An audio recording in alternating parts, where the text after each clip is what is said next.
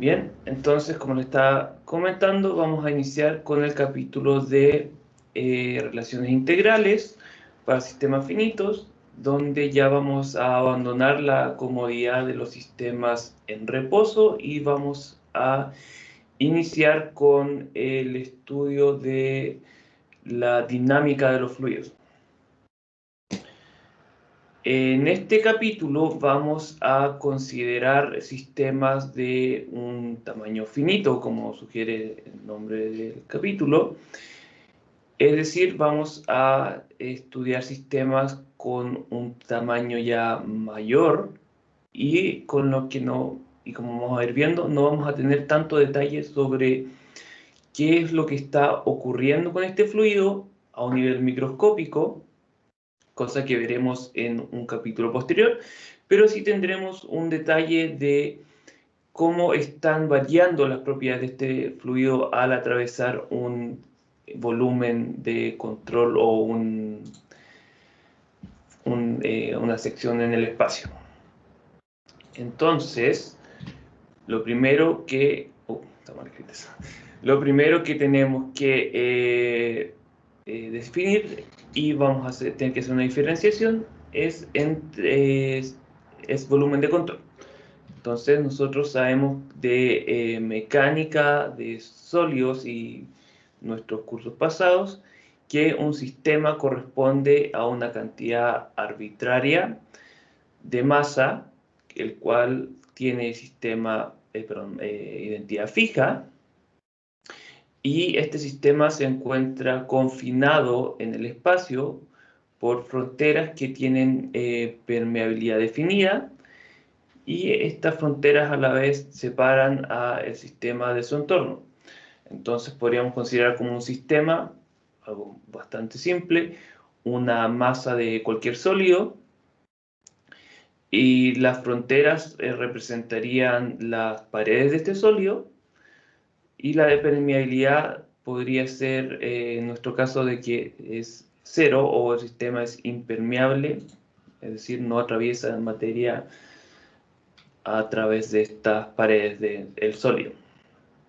Ahora, para el caso del volumen de control, tenemos, perdón, voy a hacer una pausa porque me acordé que necesitaban que les enviara el archivo y se me olvidó por completo. Bueno, por mientras vamos a continuar. El volumen de control se va a referir a un volumen fijo en el espacio. Este volumen puede estar en movimiento o puede estar en reposo. Y además este volumen puede ser deformable o simplemente ser un volumen que se mantiene constante en el curso, perdón, en el tiempo. A través de este volumen de control va a pasar nuestro fluido o va a fluir. Y además tenemos que la frontera de este volumen de control va a ser denominada como la superficie de control. Como ya les había mencionado, el volumen de control puede ser fijo, se puede mover o puede ser deformable. Y dependiendo de estas características es que nosotros vamos a determinar cómo se comporta el fluido o el sistema en general, perdón, el volumen de control en general a lo largo del tiempo y espacio. Ahora, las leyes físicas están escritas para el sistema. Por ejemplo, tenemos la segunda ley de Newton, la cual está escrita para una masa que vendría a ser este sistema. Entonces nosotros tenemos que transformarlas matemáticamente para poder utilizarlas con nuestros volúmenes de control. Entonces, un concepto que vamos a utilizar a lo largo de este curso corresponde al a los conceptos de flujo volumétrico y flujo másico. Entonces, si consideramos una superficie de forma aleatoria o arbitraria, a través de la cual está pasando este fluido, podemos medir o calcular la cantidad de fluido que pasa a través de ella en base a la velocidad con la que lo está atravesando y el ángulo de esta velocidad. De esta forma, se define el flujo volumétrico como la cantidad de volumen por unidad de tiempo de este fluido que está atravesando el área, como la integral de esta variación del volumen con respecto al tiempo. Reemplazando y en base a nuestra definición de cuánto va variando o cuánto volumen va pasando, tenemos que el flujo volumétrico va a corresponder a la integral de la velocidad y en particular de la componente normal de esta velocidad con respecto a el área de la diferencial de esta área. De igual forma, podemos definir el flujo másico como la cantidad de materia que estaría pasando por el tiempo. Y ahora tenemos que considerar, por supuesto, la densidad de nuestro fluido. Ahora, si nuestra velocidad es constante, pero en nuestra sección transversal o nuestra área, tenemos que este flujo másico se puede definir como el flujo volumétrico por la densidad de nuestro fluido. Y en el caso de que la velocidad es uniforme, podemos reemplazar este flujo volumétrico como el área que está atravesando nuestro fluido por la velocidad. Ahora, por supuesto, estamos considerando que esta velocidad es normal al área. Ahora, consideremos el concepto ya que introducido del volumen de control y lo vamos a aplicar para definir nuestras leyes básicas o leyes de la física para este volumen de control. Entonces, consideremos un volumen de control, el cual se va a encontrar fijo, es decir, no se mueve, y también no es deformable.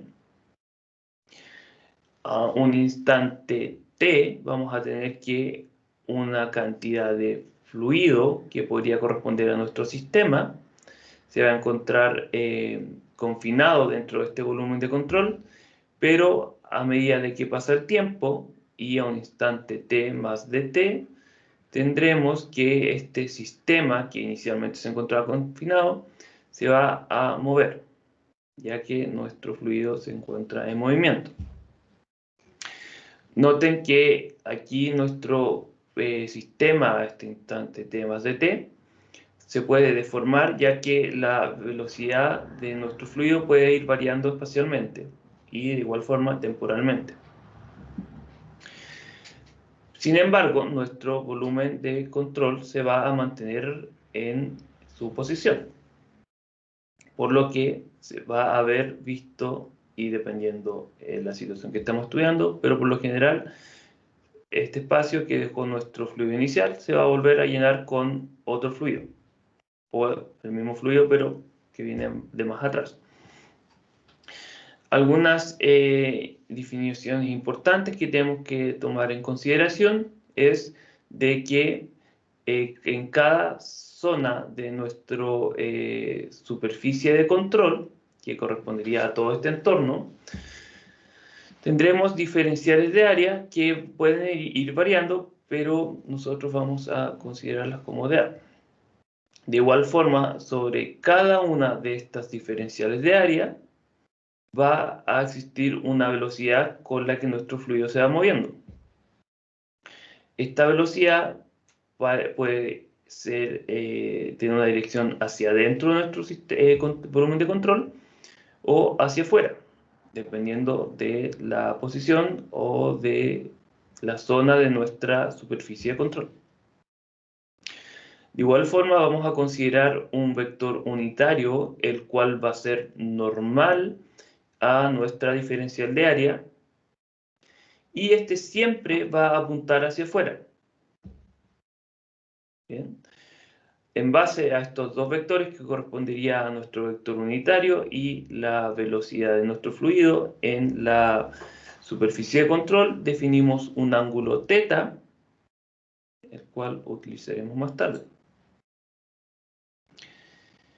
Bien, entonces también tenemos, y según lo que vimos hace poco con el flujo volumétrico, la variación de volumen en las salidas va a tener una magnitud que corresponde a la velocidad en estas salidas por la diferencial de área en estas zonas, por el coseno de este ángulo que corresponde al ángulo entre la velocidad y el vector unitario, y todo esto por la diferencial del tiempo, lo cual se puede escribir como un producto punto entre el vector de velocidades por nuestro vector unitario, por las correspondientes diferenciales de área y de tiempo.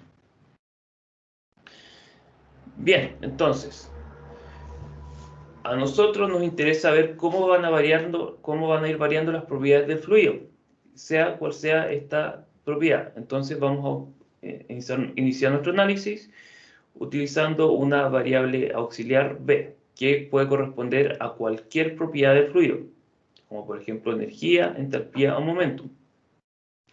Y vamos a definir una variable auxiliar beta como el valor intensivo de B, es decir, la cantidad de B por unidad de masa. Un ejemplo podría ser la concentración, que sería la cantidad de volumen por unidad de masa. Entonces tendremos que la cantidad total de esta propiedad del fluido en nuestro volumen de control va a corresponder a la integral de esta propiedad beta intensiva en la masa, y todo esto dentro de nuestro volumen de control.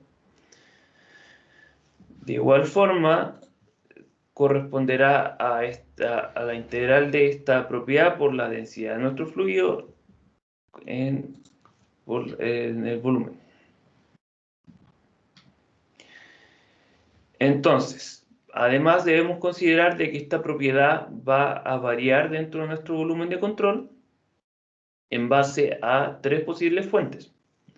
La primera fuente corresponde a un cambio dentro de este volumen de control, que se correspondería a la generación o el consumo de B dentro de estas fronteras. De igual forma, tenemos que considerar de que debido a que nuestro fluido se encuentra en movimiento y a otros fenómenos físicos, también puede salir B a través de nuestras fronteras, que correspondería a nuestra superficie de control. Y de igual forma puede entrar. Entonces, para definir y describir esta generación o consumo, utilizamos este término que correspondería a una variación temporal de nuestra cantidad total dentro del volumen de control, que ya fue definida. De igual forma, tenemos que el flujo que sale va a corresponder a toda esta variación de beta, la integral de todo lo que va saliendo por la área de control, superficie de control. Y de igual forma tendremos lo mismo para la entrada de B.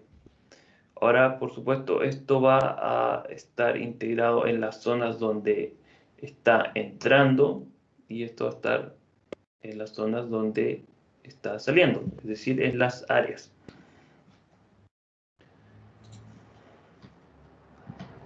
De esta forma, tenemos que la variación en el tiempo de nuestra propiedad B, de nuestro sistema, va a corresponder a, y noten que esto corresponde al sistema, a corresponder a la suma y, por supuesto, la resta de estos tres términos ya mencionados. Y esta expresión corresponde al teorema de transporte de Reynolds para un volumen de control fijo. Entonces, con este teorema nosotros lo podemos aplicar y hacer una relación entre cómo varía esta propiedad dentro de un sistema que estaría moviéndose a través de nuestro volumen de control, y como vimos en esta situación, este sistema ya podría, pues, a partir de luego de un tiempo, permanecer dentro, o simplemente una sección ya queda dentro y otra fuera, o ya totalmente sale. Y como vamos a ver más adelante, podemos hacer esta cambio o modificación de nuestras leyes físicas para este sistema, para nuestro volumen de control. Ahora, también sabemos de nuestro esquema y nuestras definiciones que la velocidad de nuestro fluido por el coseno de teta va a corresponder a la velocidad normal de nuestro fluido en las diferentes zonas de nuestro volumen de control, perdón, de superficie de control. Entonces podemos reescribir estos términos del flux, que corresponderían a la entrada y salida de nuestra propiedad, en otras dos formas alternativas. Una que correspondería a nuestras integrales, donde en vez de tener nuestra velocidad por coseno de teta, tenemos nuestra velocidad normal. Y de igual forma podemos reemplazar esta densidad por su área y la correspondiente velocidad por nuestro flujo másico que ya definimos. ¿Bien? De igual forma, y siguiendo esta definición ya mencionada, donde tenemos que el producto punto del vector de velocidades es nuestra superficie de control, y nuestro vector unitario, que siempre es normal y apunta hacia afuera en esta superficie, tenemos que podemos reemplazar estos términos para hacer nuestra teorema o ecuación más compacta. Entonces nuestros términos de flux se van a reemplazar por solo este término. Ahora, esto puede que no sea muy intuitivo o fácil de utilizar, pero ahí vamos viendo dependiendo en qué estamos trabajando. Estas son solamente formas alternativas de nuestro teorema del transporte de Reynolds. Como le había adelantado, podemos hacerlo más compacto, donde este término correspondería a los términos de entrada y salida, y este a la de generación o consumo dentro de nuestro volumen de control. Y por supuesto, esta es la variación de nuestra propiedad en nuestro sistema con respecto al tiempo. Ahora, en este caso, que estamos considerando que nuestro volumen de control es fijo, es decir, no se mueve ni se deforma, tendremos que la variación en el tiempo de este volumen va a ser nula.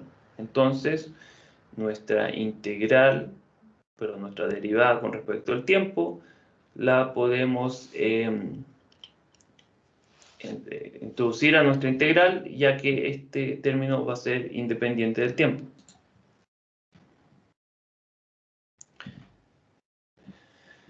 Ahora, vamos a tener otros casos como ya les había mencionado, donde tenemos que nuestro volumen de control se puede mover. Ahora vamos a considerar que se mueve con velocidad constante. ¿En qué caso podría ser esto importante de estudiar? Podría ser, por ejemplo, cuando estamos estudiando el movimiento de un barco o de un avión, por ejemplo. Entonces tomaríamos un volumen de control el cual puede rodear a nuestro barco y, por supuesto, a una sección de el fluido que lo rodea.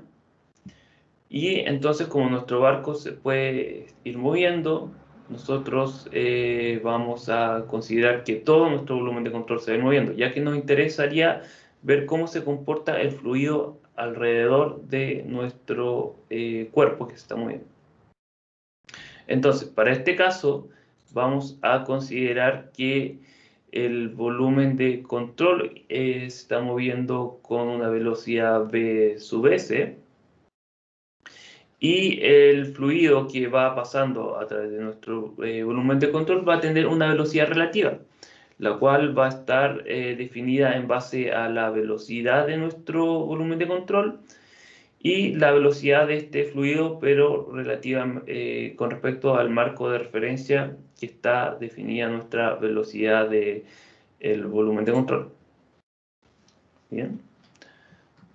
De esta forma tenemos que nuestro teorema del transporte de Reynolds se va a haber visto modificado, y en particular vamos a tener que este término va a ser una velocidad relativa. Aquí faltó la R, o sea, sería V sub R.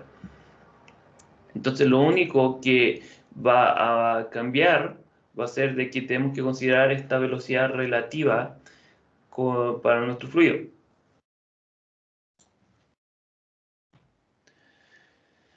Ahora, en el caso de que nuestro volumen de control se va a mover con una velocidad variable, vamos a tener que definir nuestra velocidad relativa en función a la velocidad de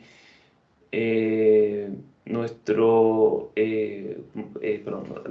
volumen de control, el cual va a ser una función de la posición de este volumen de control y el tiempo. Y en el caso también que nuestro volumen de control se va a deformar, la derivada del tiempo no la vamos a poder introducir a nuestra integral. Entonces vamos a tener que aplicarla posteriormente. Ahora, en una primera parte del curso vamos a considerar solo volumen de control fijo y no deformable. Y no creo que alcancemos a ver por lo menos los deformables y con velocidad variable, pero igual es bueno mencionarlo. Entonces, como ya les mencioné, en el término de los flags tenemos que considerar la velocidad relativa, y este término que corresponde a el consumo o generación de B dentro de nuestro volumen de control, no vamos a poder tomar esta derivada e introducirla acá. Para todo esto, por supuesto, es simplemente matemática. Bien. Ahora, existen casos donde nuestras entradas o más específicamente las secciones transversales de nuestra superficie de control se pueden las propiedades de que nuestro fluido que se encuentran en esta zona pueden ser aproximadas a una dimensión. ¿Qué quiero decir con esto? Las propiedades de nuestro fluido o del flujo son aproximadamente uniformes en esta sección transversal que corresponde a las fronteras de nuestro volumen de control. Por ejemplo, tendríamos el caso de que la densidad es constante o uniforme en esta sección, o por ejemplo cuando el fluido tiene una distribución de velocidades donde la velocidad es la misma, nuevamente en todas estas secciones transversales. Entonces, para estos casos, los términos que corresponden a los flags de entrada y salida de nuestra propiedad B en nuestra superficie de control se pueden aproximar a la suma de estas contribuciones. Entonces, en vez de tener nuestra integral de esto, propiedad beta, vamos a tener que, como esta propiedad se mantiene constante, esta integral se vuelve trivial. Entonces tendremos que nuestra teorema del transporte de Reynolds se reduce a este término, donde, como ya vimos, tenemos que este término corresponde a la variación debido al consumo, generación de B, y estos términos son los que corresponden al flux de B en nuestras fronteras. Entonces tendremos que, como beta es nuestra propiedad intensiva, lo que entra y sale de nuestra propiedad B corresponderá, por supuesto, al producto de nuestra propiedad intensiva por el flujo másico. Bien. Ahora vamos a aplicar, vamos muy rápido. Vamos a aplicar este teorema de transporte de Reynolds para una situación en particular que corresponde a la conservación de masa. Nosotros sabemos que para un sistema, debido a que la materia no se crea ni se destruye, la variación de masa en este sistema, es decir, lo que se puede generar o consumir, va a tener que ser igual a cero. Y nuevamente esto corresponde a un sistema y no a un volumen de control. Entonces, en base a lo que estuvimos viendo hasta el momento, podemos aplicar nuestro teorema de transporte para esta ley física y tendremos que considerar para este caso que B, es decir, nuestra variable auxiliar, va a corresponder a la masa, y nuestra variable intensiva, que corresponde a la cantidad de masa por la cantidad de masa, va a corresponder a 1. Entonces, reemplazando, tendremos que, en nuestro teorema de Reynolds, la variación de B, que correspondería a la masa dentro de nuestro sistema, va a ser igual a 0 debido a nuestra ley física.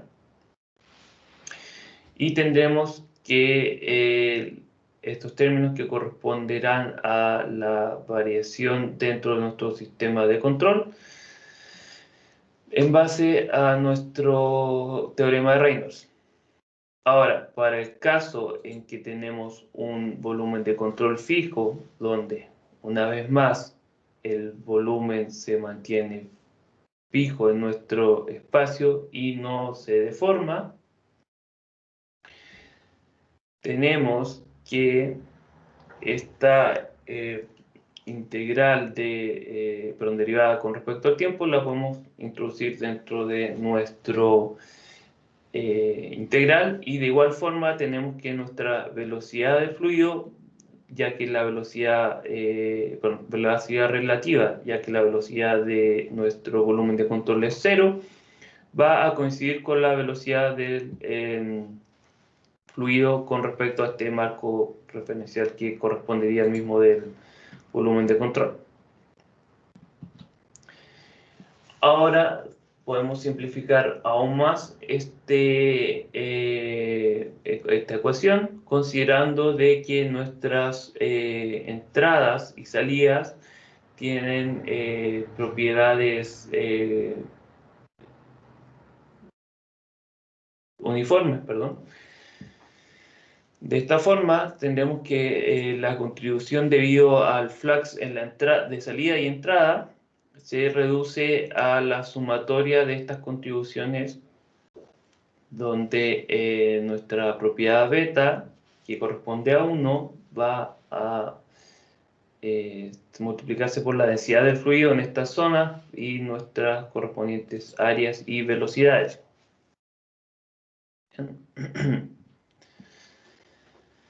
Una simplificación aún más allá corresponde al caso en el que tenemos estado estacionario.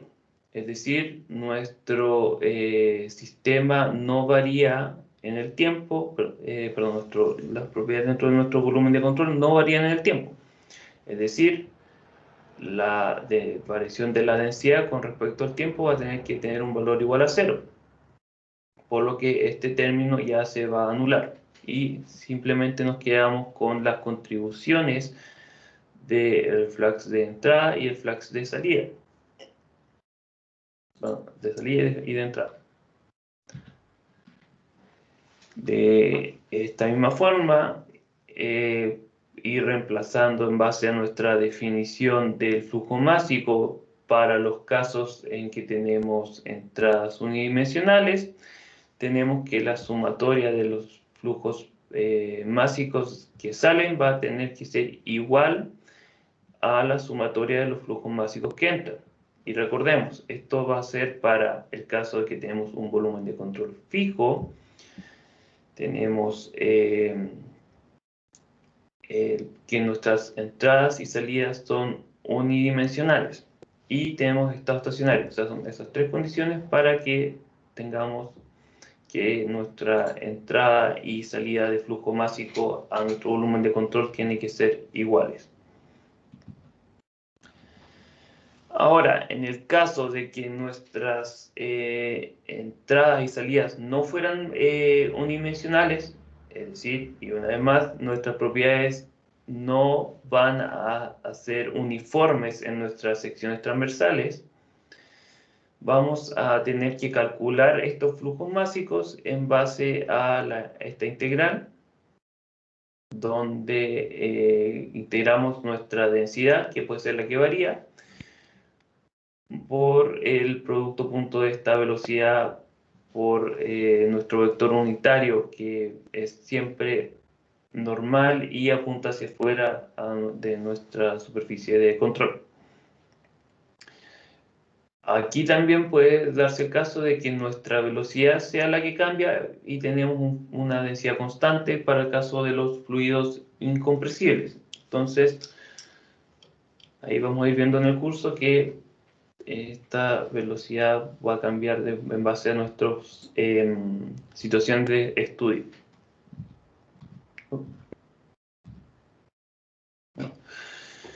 Ahora, en el caso de que estemos estudiando fluidos incompresibles, nosotros sabemos que las variaciones de densidad van a ser despreciables, es decir, nuestro fluido, nuestra densidad no va a cambiar ni con el tiempo ni con el espacio.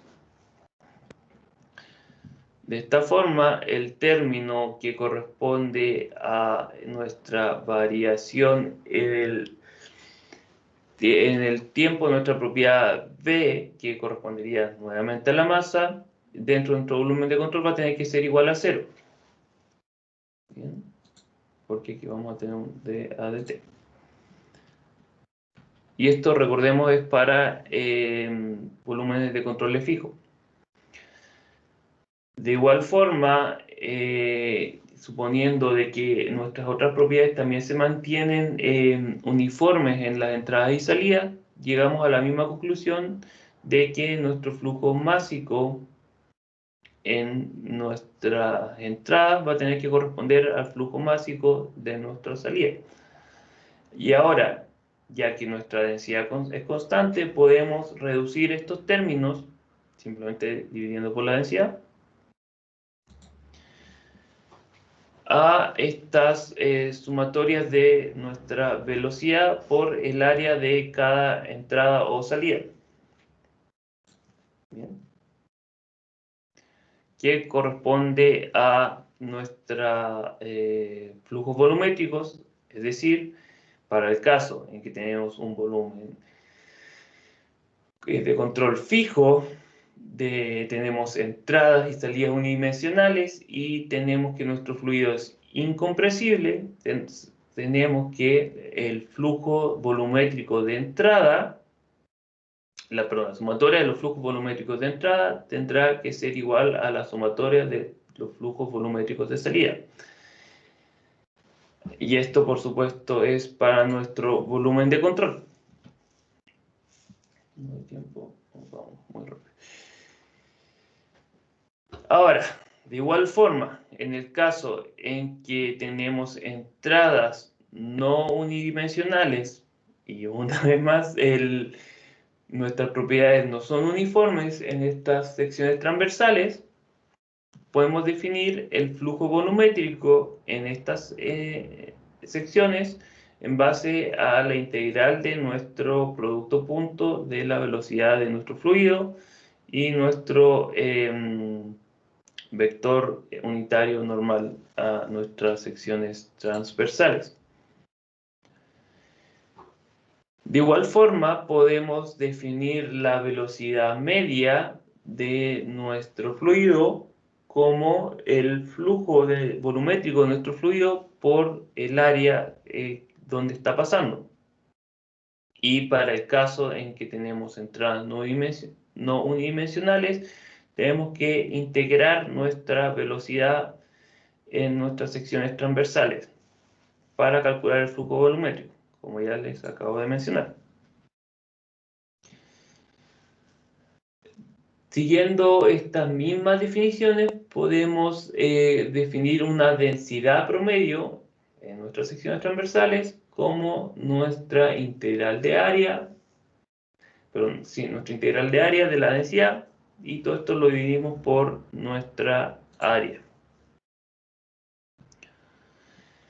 Ahora es importante que notemos que el promedio de nuestro producto de la densidad por la velocidad de nuestro fluido en nuestra sección transversal no necesariamente va a tener un valor que sea igual a el producto de el promedio de nuestra densidad por nuestra velocidad promedio. Y entonces siempre tenemos que tener cuidado cuando hacemos estos cálculos. Entonces, esto puede llegar a ser importante cuando nos movamos al estudio de fluidos compresibles. Perdón, compresibles. Me disculpa un segundo. No estoy viendo.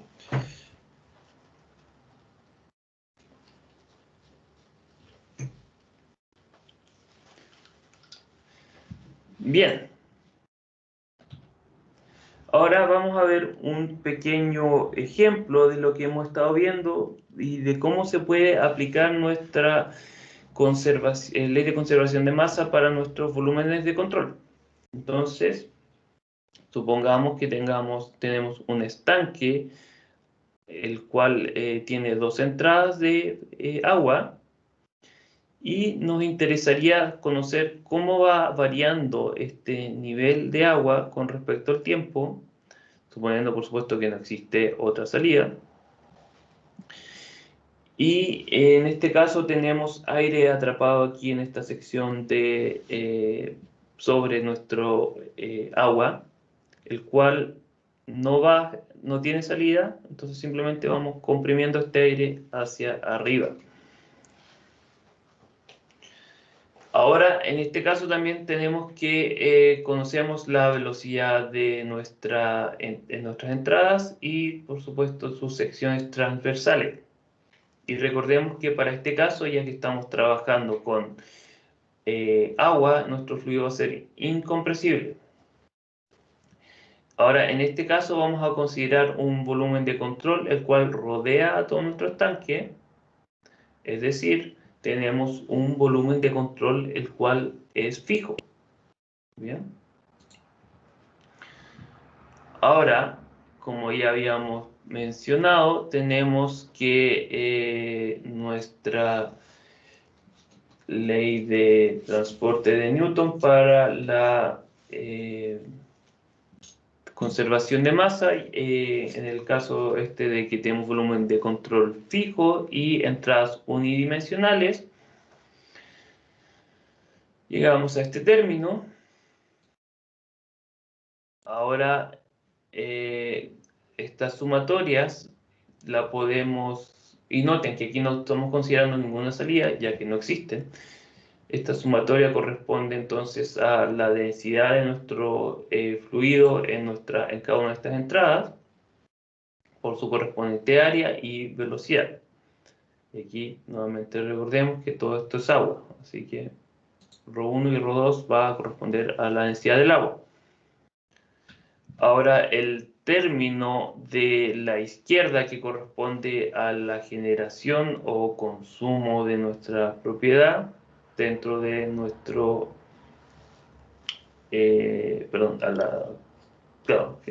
generación de nuestra propiedad, acumulación dentro de nuestro volumen de control, lo podemos reemplazar, ya que nosotros conocemos nuestra área transversal de nuestro estanque, es decir, el área normal a la altura, y por supuesto nos interesa conocer el área. Ahora tenemos que considerar de igual forma que puede existir una variación de la densidad, perdón, de la masa de aire dentro de nuestro estanque, pero nosotros, como sabemos que ni entra ni sale, vamos a saber de que esta variación de masa va a ser igual a 0, ya que sabemos que no se crea y se destruye la masa. De esta forma llegamos a que el término de la izquierda lo podemos reemplazar por nuestra densidad del agua, por el área transversal, y todo esto vamos a hacer una derivada con respecto al tiempo de nuestra altura. Bien. Ahora, reemplazando nuestros flags de entrada y salida, vamos a tener que la variación de altura con respecto al tiempo de este nivel de agua va a corresponder al cociente de la suma de estos flags y, por supuesto, por nuestra densidad del agua y su correspondiente área transversal de nuestro estanque. Y entonces eso sería un ejemplo de la aplicación de nuestro conservación de masa para volúmenes de control. En general, vamos a utilizar esta conservación de masa en conjunto con otras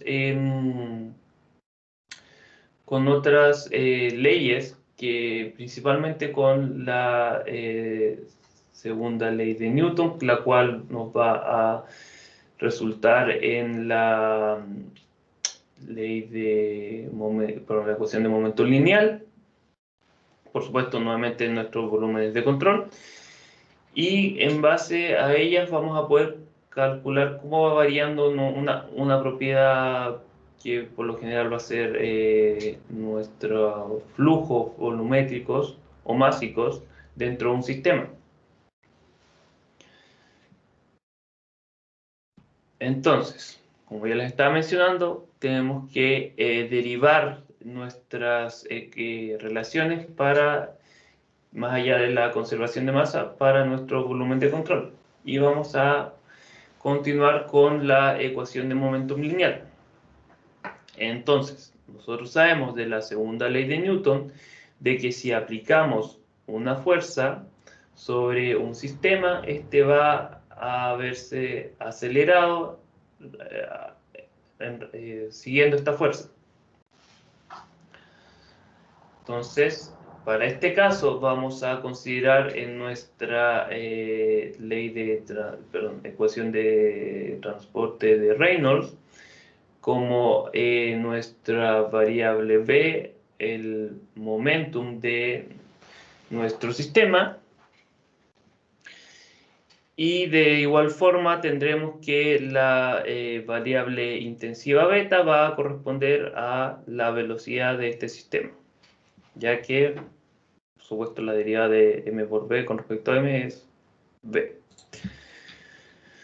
Bien, entonces aplicamos nuestro teorema de transporte de Reynolds. Tenemos de igual forma la variación de nuestra propiedad en el sistema.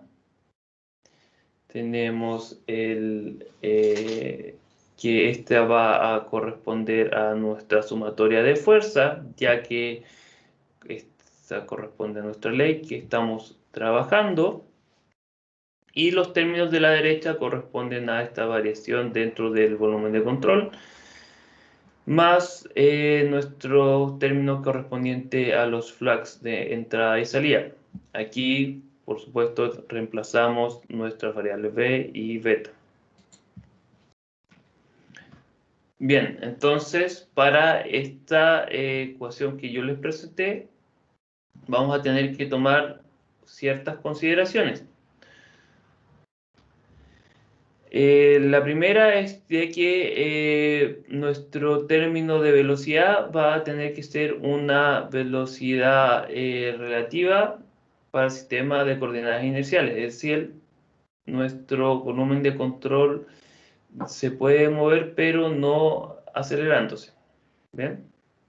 El caso de que si estuviera acelerando, vamos a tener que considerar estos efectos en la segunda ley de Newton.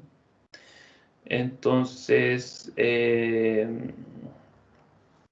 para, por supuesto, considerar esta aceleración adicional que se estaría ejerciendo. Ahora, nos vamos a limitar a estos casos, ya que los casos donde consideraremos una aceleración son un poco más raros.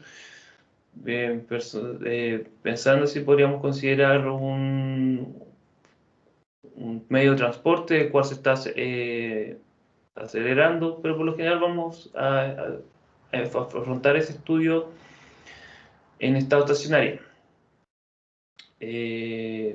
Así, ejemplificando, podría ser volviendo al tema del avión o del barco, tenemos un barco acelerándose, entonces vamos viendo cómo va variando. Eso, por supuesto, va a depender mucho de lo que estemos estudiando. De igual forma, tenemos que el término donde consideramos la sumatoria de fuerza que actúa sobre nuestro sistema va a considerar todas las fuerzas que actúan sobre este sistema si es considerado como un cuerpo libre. Y como estamos trabajando dentro de un volumen de control, vamos a tener que considerar todas las fuerzas que actúan en este volumen de control sobre tanto sobre nuestros fluidos y sobre nuestros sólidos.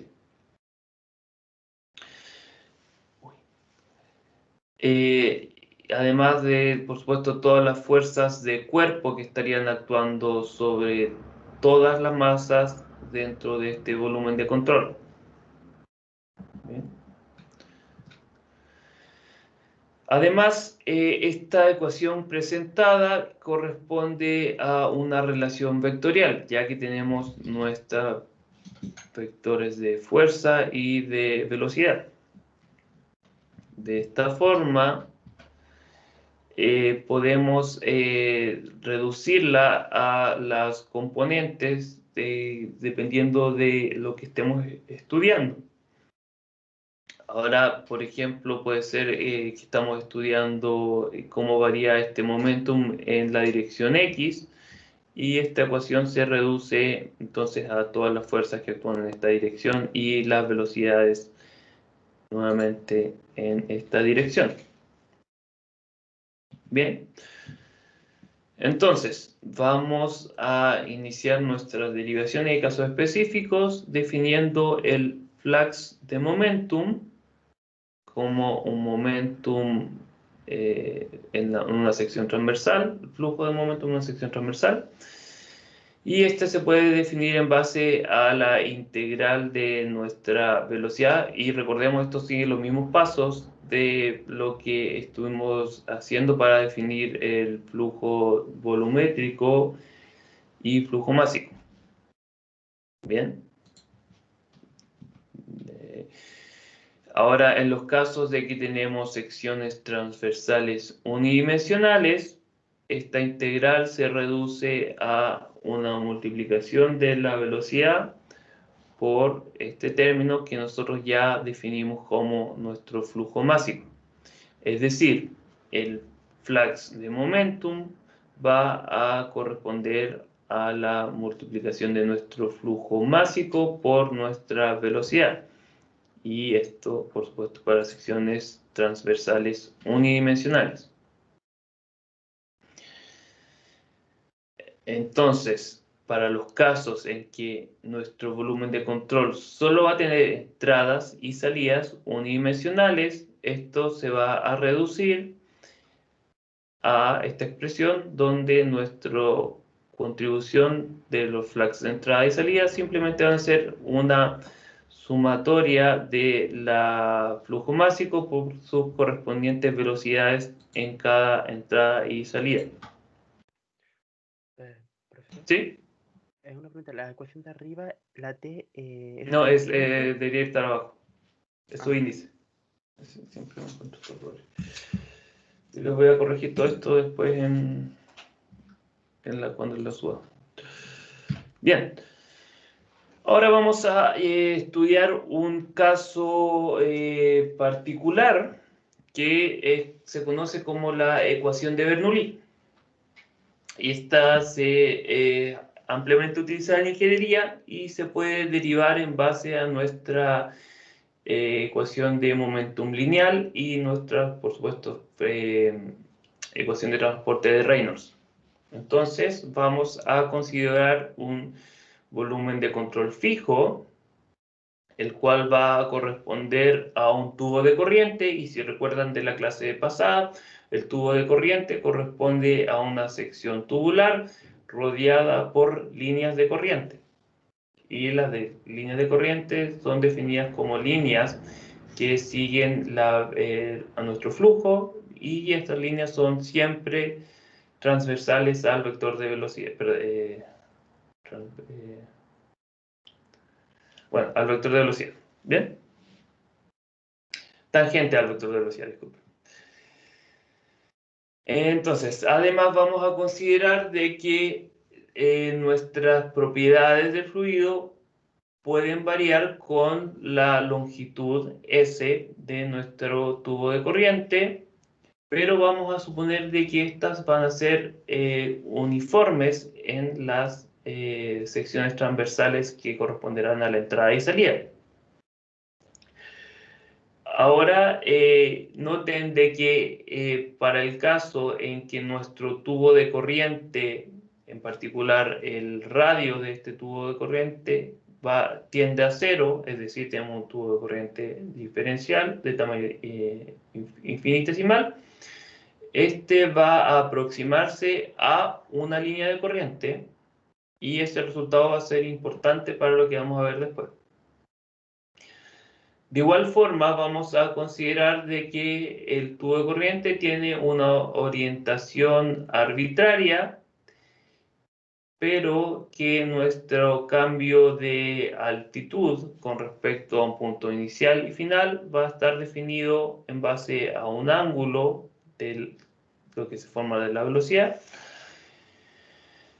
por nuestra diferencial de la longitud. Y una suposición importante que vamos a hacer es que la fricción o tau en las paredes va a ser especial. Es decir, en este caso no vamos a tener fricción, no vamos a tener ningún tipo de fricción actuando sobre nuestro fluido, lo cual vamos a ver es bastante restrictivo. Bien, entonces vamos a iniciar aplicando la ecuación de conservación de masa, y esto por supuesto para nuestro volumen de control, la cual ya definimos. Tendremos para este caso que nuestras entradas van a ser uniformes, por lo que se pueden reducir los términos de entrada y salida, las integrales las vamos a reducir a estas contribuciones de flujo másico. Y sabemos que como nuestro tubo de corriente va a tener un tamaño infinitesimal, podemos reducir esto a las diferenciales aquí ya presentadas. Bien.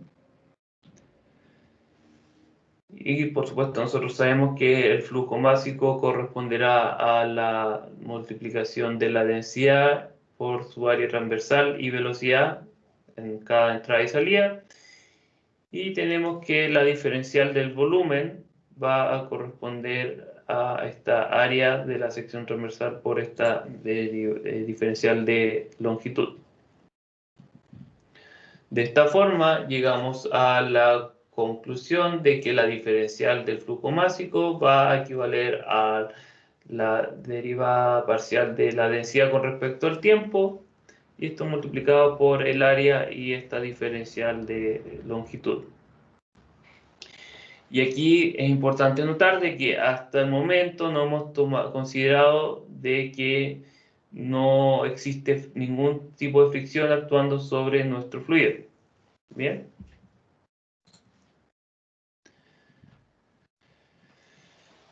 Ahora vamos a aplicar la ecuación de momentum lineal en la componente S, que corresponde a esta longitud de nuestro tubo de corriente.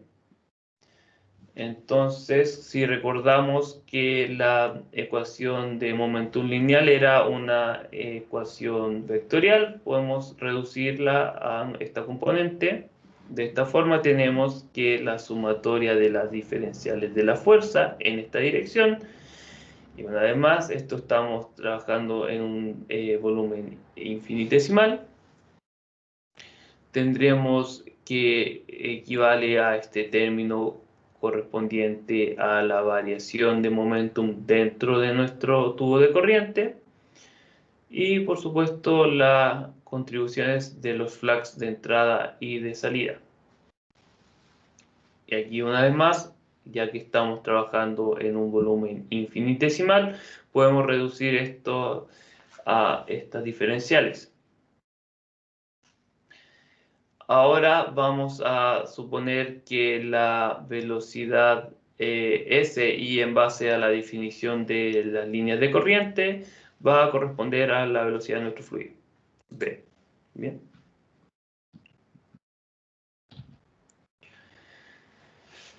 Ahora, en el caso de que estamos despreciando, y noten de que hasta el momento no estoy haciendo ninguna suposición de que no existe fricción, entonces si ahora vamos a hacer esta suposición, en este caso vamos a suponer de que las únicas fuerzas que están actuando sobre nuestro tubo de corriente van a corresponder primero a la fuerza del cuerpo, que corresponderá a este caso la gravedad, y además tendremos la acción, a las fuerzas debido a la presión a las presiones que se están ejerciendo sobre nuestro tubo de corriente.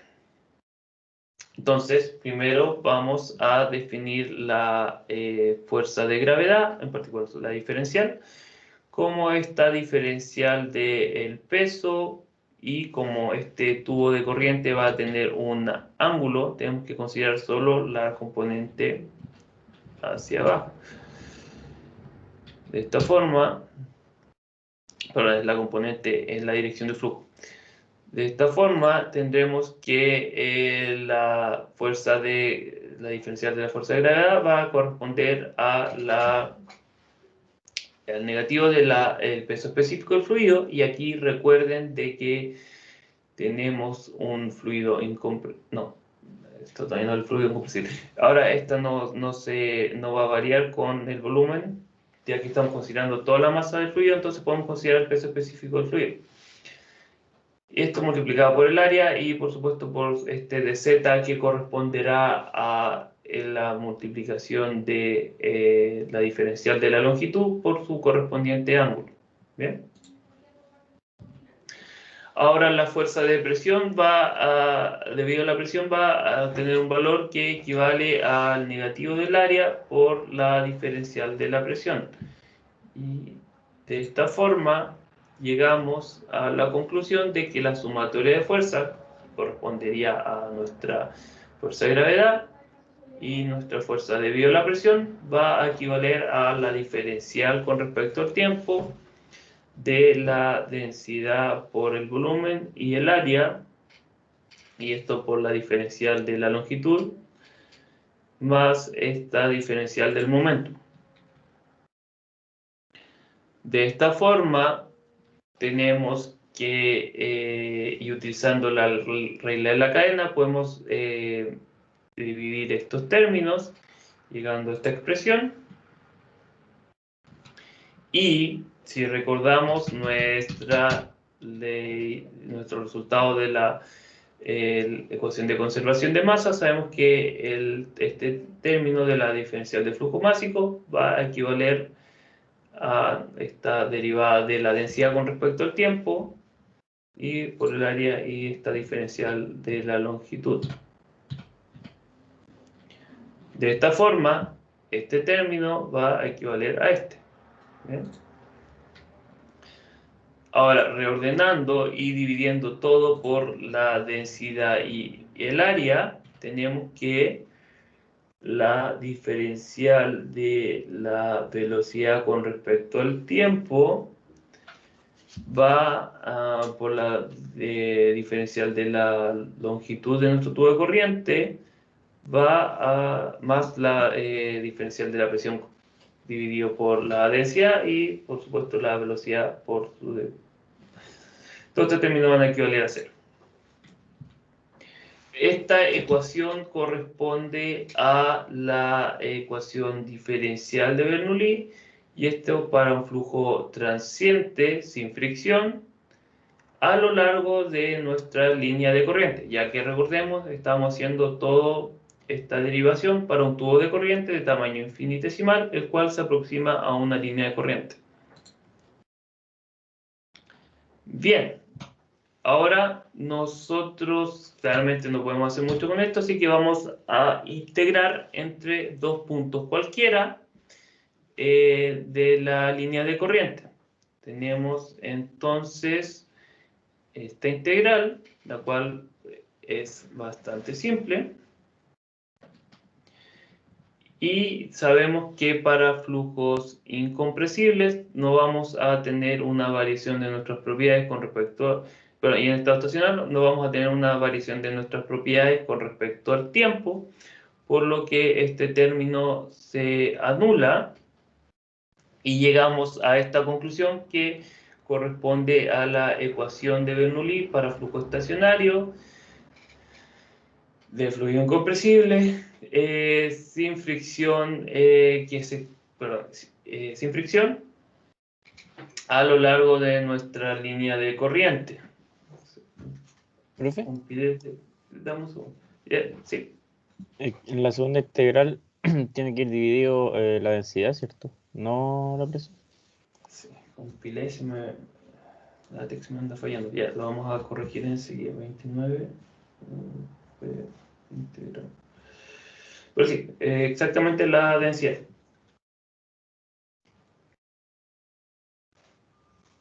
A lo mejor no va a compilar más antes de clase. Bien, entonces, ¿qué nos dice esta ecuación? Nos dice que este término va a ser constante a lo largo de nuestra línea de corriente. Es decir, si tomamos dos puntos cualquiera, además de este 1 y 2, esta suma siempre va a ser la misma. Y ese es un resultado que es ampliamente utilizado, pero recordemos de que hay bastantes limitaciones para esta ecuación de Bernoulli, las cuales vamos ahora a describir y analizar. Entonces, la primera restricción que tenemos es de que esta ecuación de Bernoulli está, en particular esta última, la integral, está definida para flujo estacionario o permanente. Ahora, esta restricción no es tan grande, ya que es una situación común para los problemas que vamos a ver en ingeniería. Entonces, no, si bien nos limita a situaciones donde no existe un cambio temporal, todavía es de utilidad. Una segunda restricción, obviamente para esta última ecuación, es de que estamos trabajando con fluido incompresible. Ahora esta tampoco es tan restrictiva, ya que nos permite estudiar flujos de líquidos, y para flujos de gases con números de Mach menores a 0.3, es decir, una situación donde nuestro gas, la compresibilidad de nuestro gas no es tan importante. Ahora, la mayor restricción que tiene esta ecuación de Bernoulli es de que estamos obligados a trabajar en situaciones donde no existe fricción. Y por lo general vamos a suponer, y va a ser el caso, de que las paredes sólidas que están confinando nuestro fluido van a generar fricción, y de igual forma vamos a tener fricción debido a efectos de mezclado para los casos de flujo turbulento.